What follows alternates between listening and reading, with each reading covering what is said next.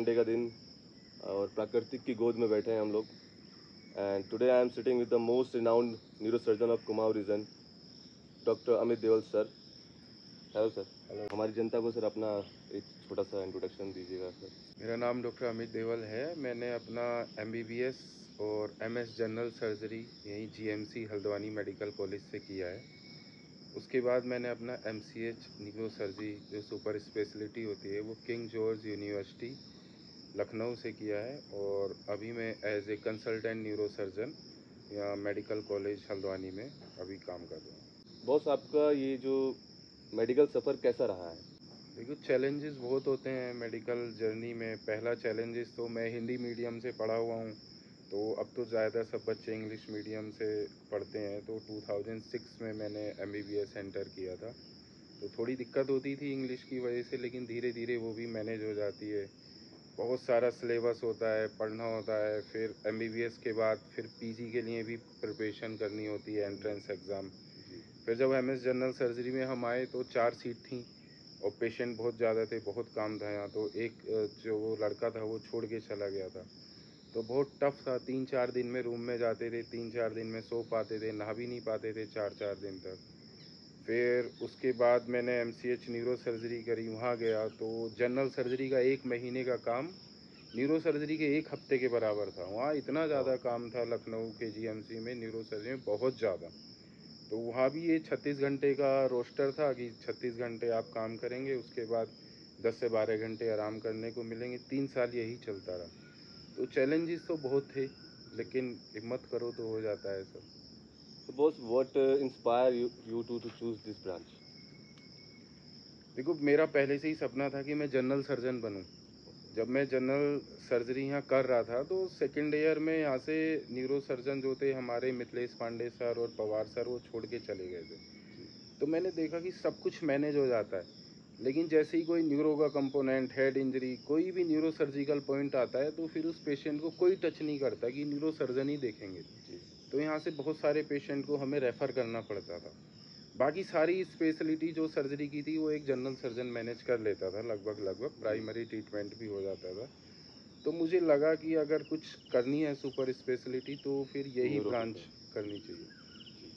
So boss, many people think that it is the most earning branch as a neurosurgeon. देखो, पैसे के बारे में सोच के नहीं करना चाहिए। पैसे तो बिजनेसमैन के पास हैं सबसे ज़्यादा। जी। ठीक है, अगर आपको पैसा कमाना है तो फिर आप एक पैसिव सोर्स ऑफ इनकम रखें। अगर आप अपनी डॉक्टरी, अपना फील्ड, अपनी प्रैक्टिस करनी है अच्छे से, तो वो अगर पैसे का वो रखेंगे तो प्रैक्टिस अच्छे से नहीं हो पाएगी। जी। आपको इथिकल रहना है। इथिकल रहेंगे, आप अपना काम अच्छे से करेंगे तो मनी आ जाता है, कहीं से भी आता है, वो आ जाता है, मनी की दिक्कत नहीं। मैं इतने बड़े इंस्टीट्यूट से MS किया, MCH किया, इवन आपका वहाँ पे सिलेक्शन भी हो गया था। यहाँ उस KGMC में न्यूरो सर्जरी तो सिलेक्शन हो गया। बस वहाँ से फिर यहाँ पे आने को आपको क्या मतलब प्रेरणा मिली? आपको यहाँ पे आके आपने सेवाएं दी? देखो, इस इंस्टीट्यूट ने, मेडिकल कॉलेज हल्द्वानी ने मुझे डॉक्टर बनाया, मुझे जनरल सर्जन बनाया। मैंने यहाँ पे देखा कि यहाँ कितनी ज़रूरत है। लोग इतने परेशान हो जाते थे जब हम उनको बोलते थे कि यहाँ न्यूरो सर्जन नहीं है, आप आगे चले जाओ। तो कोई पिथौरागढ़ मुंशियारी से आया है अपना इतना पैसा खर्च करके, उस समय तो 108 की सेवा भी नहीं थी इतनी ज़्यादा अच्छी। उसको हम बोलते थे यहाँ से दिल्ली चले जाओ, बरेली चले जाओ, तो वो हाथ जोड़ लेता था कि साहब मैं अब कहीं नहीं जा पाऊँगा, मैं इसको घर ले जाऊँगा। और हमें पता होता था कि इसको कुछ मेडिसिन्स लगेंगी पेशेंट को, ये ठीक हो जाएगा, लेकिन फिर भी हम उसको एडमिट नहीं कर सकते थे क्योंकि न्यूरो सर्जन नहीं था। तो मुझे लगा कि लखनऊ और बाकी जगह तो बहुत सारे लोग हैं, लेकिन इस सोसाइटी को, इस जगह को, इस इंस्टीट्यूट को मेरी ज़रूरत है, और जहाँ आपकी सबसे ज़्यादा ज़रूरत हो आपको वहाँ काम करना चाहिए। तो यही सोच के मैं यहाँ वापस आया। बेसिकली आपका यहाँ पे दिल लग चुका था और यहाँ के जो कुमाऊँ के लोगों का जो दुख है, दर्द है, जो यहाँ पे फैसिलिटीज़ नहीं मिल पा रही है, आपने वहाँ लखनऊ को छोड़ के आपने यहाँ पे सेवाएं देना शुरू किया आपने। देखो, हल्द्वानी बहुत अच्छा शहर है। जी। अभी हम यहाँ बैठे हैं, 1 घंटे बाद मैं जाके हॉस्पिटल चला जाऊँगा, तो मेरा हॉस्पिटल का काम भी हो जाएगा, और मुझे नेचर, पहाड़ अच्छे लगते हैं तो मैं यहाँ अभी एंजॉय कर रहा हूँ। अभी जाके रेडी होके आप अपना हॉस्पिटल का काम करिए, फिर शाम को आपका मन है तो फिर आ जाइए घूमने के लिए। जी बस, तो रूटीन का अगर आपसे पूछा जाए बस, तो how how you manage the work life balance in this stage? देखो, ये बहुत ही डिफ़िकल्ट चीज़ है, लेकिन बैलेंस बना के रखना चाहिए। कभी कभी पूरा पूरा दिन ओटी में चला जाता है, 10-10 11-11 घंटे एक ही सर्जरी में लग जाते हैं। तो आप एग्जॉस्ट हो जाते हो, मेंटली एग्जॉस्ट हो जाते हो, फिजिकली एग्जॉस्ट हो जाते हो। तो बीच में 10 दिन में, 12-15 दिन में मैं यहाँ पे आ जाता हूँ कैंपिंग करने, या कहीं भी चला जाता हूँ जो मैं जस्ट रिलैक्स करूँ। कोई म्यूज़िक नहीं, कोई शोर शराबा नहीं, जस्ट नेचर। Nature sound. और दूसरा, आपका पार्टनर, लाइफ पार्टनर अच्छा होना चाहिए। जी। वो आपकी चीज़ों को समझे जी। कि आप कब परेशान है, कब आपको रिलैक्सेशन चाहिए, वो उस चीज़ को अलाउ करे। तो उससे भी बहुत फ़र्क पड़ता है। तो ये बहुत ज़्यादा अफेक्ट करता है कि आपके रिलेशन, फैमिली मेम्बर्स, आपके फ्रेंड सर्किल जो है उसको कैसे मैनेज कर पा रहे हैं। बॉस, आपकी हॉबीज़ क्या क्या रहे? मेरी हॉबीज़, अब फर्स्ट तो न्यूरो सर्जरी है।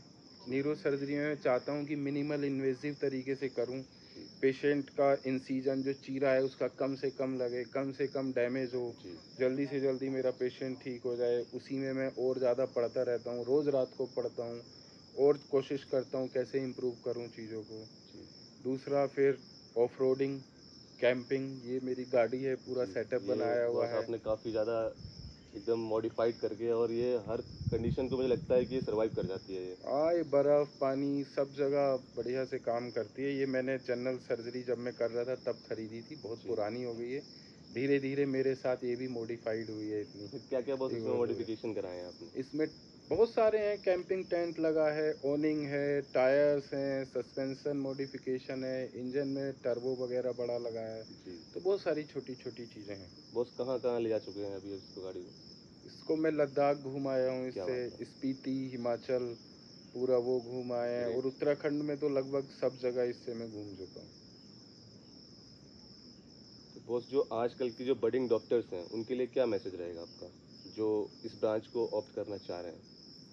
देखिए, मैं आप लोगों को यही बोलना चाहूँगा कि आपको अगर कोई भी ब्रांच, न्यूरो सर्जरी नहीं, कोई भी ब्रांच करनी है तो आप अपनी पैशन से करिए।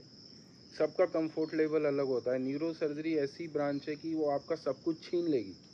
सब आपको, आपकी पर्सनल लाइफ, फैमिली लाइफ, सब कुछ, वो 3 साल जो आप रेजिडेंसी करेंगे उसमें आपका सब चला जाएगा। जी। उसके बाद आप न्यूरो सर्जन बनेंगे, ठीक है। जी। उसके तो बाद और इतनी सारी प्रैक्टिस है, आप तब जाके आप अपना काम अच्छे से कर पाएंगे। तो बहुत सारी चीज़ें, खाली ऐसा ये कि न्यूरो सर्जरी में बहुत पैसा है, ये वो, ऐसे सोच के कोई भी स्पेशलिटी नहीं चूज़ करनी है। जी।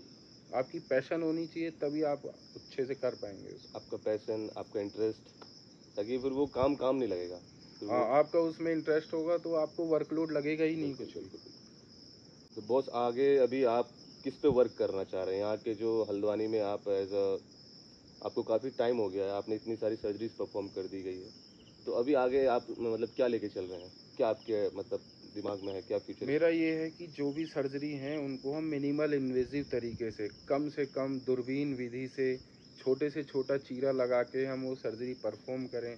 पेशेंट को डैमेज कम हो, जल्दी से जल्दी पेशेंट रिकवरी हो जाए। अभी मैं कर भी रहा हूँ, जो हिमेटोमा ब्रेन हेमरेज की सर्जरी हम क्रेनियोटमी से जी। करते थे, जी। अब मैं उसको बहुत इतने छोटे से होल बना के एंडोस्कोप से ही निकाल देता हूँ उसको। क्या बात है। स्पाइन की सर्जरी पहले हम इतना बड़ा चीरा लगा के डिस्क वगैरह करते थे, तो अब मैं उसको इतने छोटे से, मतलब 2 सेंटीमीटर से कम इंसीजन से उसको कर रहा हूँ। क्या बात उसको और कम करना है इंसीजन साइज को, और अच्छे से प्रिसाइज सर्जरी हो, तो यही मेरा एम है अभी। है। आपकी जो ओपीडी टाइमिंग क्या रहती है? ओपीडी मेरी मंगलवार को सुशीला तिवारी हॉस्पिटल में होती है, बुधवार शनिवार को बेस हॉस्पिटल हल्द्वानी में होती है, सुबह 9 बजे से 2-3 बजे तक होती है। तो आपकी ओपीडी में बस जो नंबर ऑफ मतलब जो पेशेंट्स आते हैं वो ज़्यादातर चीफ कंप्लेन लेके क्या आते हैं? देखो, अलग अलग तरीके की कंप्लेन होती है, लेकिन मोस्ट कॉमन जो अपने पहाड़ से पेशेंट आते हैं वो बैक पेन के साथ आते हैं, नेक पेन के साथ आते हैं, क्योंकि वो बहुत हैवी वर्क करते हैं पहाड़ में। जी। बोझा उठाते हैं, सर के ऊपर बोझा उठाते हैं, झुक के काम करते हैं। तो काम तो करना है, लेकिन अपनी गर्दन और जो पीठ है, बैक है, उसकी मसल्स को मजबूत भी करके रखना है। उसके लिए अलग से एक्सरसाइज, स्ट्रेचिंग और लंबर एक्सटेंशन एक्सरसाइज करनी चाहिए, जिससे मसल स्ट्रोंग रहेंगी तो ये दिक्कतें नहीं होंगी। जी। तो उसके रिगार्डिंग बस कुछ आप एडवाइस करना चाहेंगे, प्रिकॉशंस देना चाहेंगे कि ऐसी कंडीशन आए ना उसके लिए? देखिए, ये तो एक एजिंग का प्रोसेस है, जी। लेकिन आजकल क्या देखने में आ रहा है, 20-25 साल में ही जी। लोगों को डिस्क हो जा रही जी। है, 30 साल में उनको सर्जरी की ज़रूरत पड़ जा रही है। जी। तो यही है कि अपना पोस्चर सही रखना है, और विटामिन डी का लेवल, B12 लेवल, ये बीच बीच में 6 महीने में करा लें अगर दर्द हो रहा है जी, तो। उसके हिसाब से दूध, दही, सोयाबीन, मतलब ये सब जो विटामिन डी और कैल्शियम के सोर्स हैं वो अच्छे से लें। और स्ट्रेचिंग नेक की, बैक की और एक्सरसाइज करते रहें। जी। क्योंकि आजकल देखने को मिल रहा है कि जितनी यंग जनरेशन है उनको बहुत ज़्यादा ये स्लिप डिस्क और ये L3 L4 जो बल्ज की कंडीशन हो जा रही है, जिम करते समय हो जा रही है, तो उनके लिए वो क्या एडवाइस रहेगी आपकी? आपको वजन से नहीं लड़ना है, आप जी, वेट से कैसे लड़ेंगे? एग्ज़ैक्टली। आपको पहलवानी नहीं करनी है जी, प्रॉपर, आप प्रॉपर ट्रेनिंग के साथ जाइए जी। और पहले अपने जो कोर मसल्स हैं उन पे वर्क उन करना पे चाहिए। आप काम करिए। आप अपना चेस्ट बढ़िया करिए, आप अपनी upper back, lower back, shoulder वो आप अच्छे से करो, लेग्स अच्छे से करो। जी, तो वो लोग क्या करते हैं कि स्टार्टिंग में ही जी। अपना डेड लिफ्ट डेडलिफ्ट और ये करना। सब में लग जाते हैं, तो फिर और दिक्कत हो ही वंस जाएगी। एक बार इंजरी अगर हो गई तो फिर वो बस लाइफ टाइम ही फिर है। आगे पे जो है आदमी जिम भी नहीं कर जी, पाते। जितना आप वेट उठा सकते हो उसके 50% से एक्सरसाइज करो। मैं यही फॉलो करता हूँ आज भी, जी, क्योंकि मुझे नहीं पता कि मैं अभी जिम कर रहा हूँ और मुझे अभी ओटी जाना पड़ जाए। जी। तो मैं इतना कभी भी एग्जॉस्ट नहीं होना चाहता हूँ कि मैं ओटी ना कर पाऊँ।